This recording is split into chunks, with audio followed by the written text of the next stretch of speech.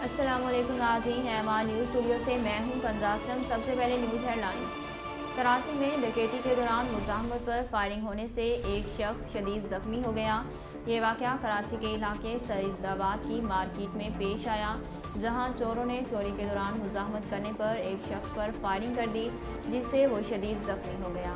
Police का कहना है कि फायरिंग से ज़ख्मी 18 साला जाफर शफी को सिविल अस्पताल मुंतकिल कर दिया गया। पाकपतन में रिक्शा और मोटरसाइकिल के दरमियान तसादम के बाइस 4 अफराद जख्मी हो गए। ये वाक़या पाकपतन में चौक के करीब पेश आया, जहां रिक्शा और मोटरसाइकिल के दरमियान तसादम हो गया। पुलिस का कहना है कि तसादम के नतीजे में मियाँ और बीवी 2 कमसिन बच्चों समेत शदीद जख्मी हो गए, जिनको तशवीशनाक हालत के बाइस अस्पताल मुंतकिल कर दिया गया। वफाकी वज़ीर तालीम और सदर तहरीक इंसाफ पंजाब शफकत महमूद ने कहा है कि मुल्क की तारीख में सबसे ज़्यादा गैर मुल्की अकामा होल्डर्स नून लीग की सफ़ों में बरामद हुए।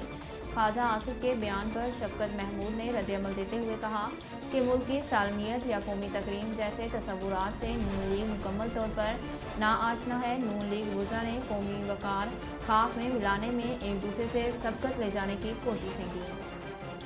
शफकत महमूद ने कहा कि वज़ीर ख़ारजा के मनसब पर बैठकर गैर मुल्की कंपनी की मुलाजमत ख्वाजा आसिफ का कारनामा है। तांदलियावाला में गंदे नाले से 2 लाशें बरामद हुई हैं।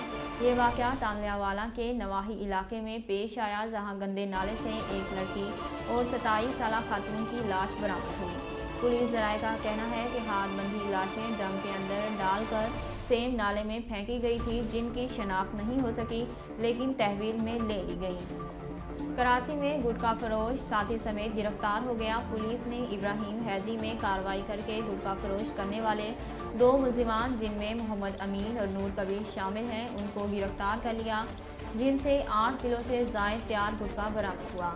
गिरफ्तार मुलजिमान घर में देसी तौर पर गुटखा तैयार करके इलाके में फ़रोख्त के लिए सप्लाई करते थे।